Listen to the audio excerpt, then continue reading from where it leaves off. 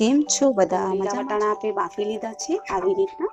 તો આજે આપણે બનાવીશું ટેસ્ટી અને સ્વાદિષ્ટ શાક. ટમેટા લીધા છે અને આજે આપણે બનાવીશું વટાણાનું શાક, લીલા વટાણાનું શાક. તો લીલા વટાણાને આપણે કેવી રીતે આજે બનાવીશું તો તમે જોશો. તો આવી રીતના આપણે ટમાટા એક કાપી લીધા છે અને એક આપણે ડુંગળી લીધી છે અને આપણે બે મરચાં લીધા છે. તો એને આપણે મિક્સરની ડબ્બામાં ગ્રાઇન્ડ કરી નાખશું.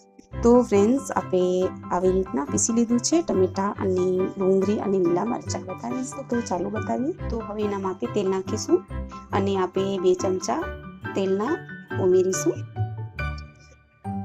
તો તેલ આપણું સારી રીતે ગરમ થઈ જાય ત્યાર પછી એનામાં આપણે 1 ચમચી રાઈ નાખીશું.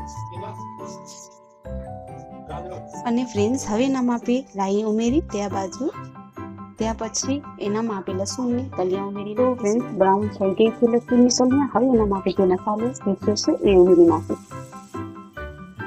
તો આવી રીતના મસાલાને આવી રીતના આપણે મિક્સ કરી નાખશું.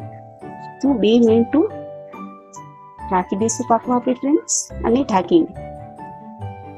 તો ફ્રેન્ડ્સ, આપણી 2 મિનિટ થઈ ગઈ. તમે જોઈ શકો છો તેલમાં મસાલો સારી રીતે પાકી ગયો છે. જે આપણે ડુંગળી, ટમેટા અને લીલા મરચાં ઉમેર્યા છે. તો દોસ્તો, હવે એનામાં આપણે નાખીશું 1 ચમચી જીરો, આધી ચમચી હળદર, 2 ચમચી ધનિયા પાવડર, લાલ મરચાંનો પાવડર જે મેં તીખો લીધો છે. તો હવે એને આપણે મિક્સ કરી નાખશું આવી રીતના. તો ફ્રેન્ડ્સ, આજે આપણે લીલા વટાણાનું શાક બનાવીએ છીએ. એક ગ્રેવી શાક છે અને બહુ ટેસ્ટી અને સ્વાદિષ્ટ લાગે છે ફ્રેન્ડ્સ. તો આવી રીતે તમે બનાવશો તો બહુ ટેસ્ટી અને સ્વાદિષ્ટ લાગશે. તો 1 ચમચી આપણે એનામાં પાણી ઉમેરીશું, 1 ચમચો. પછી આપણે મૂકીશું લીલા વટાણા, એને આપણે મિક્સ કરી નાખશું આવી રીતના.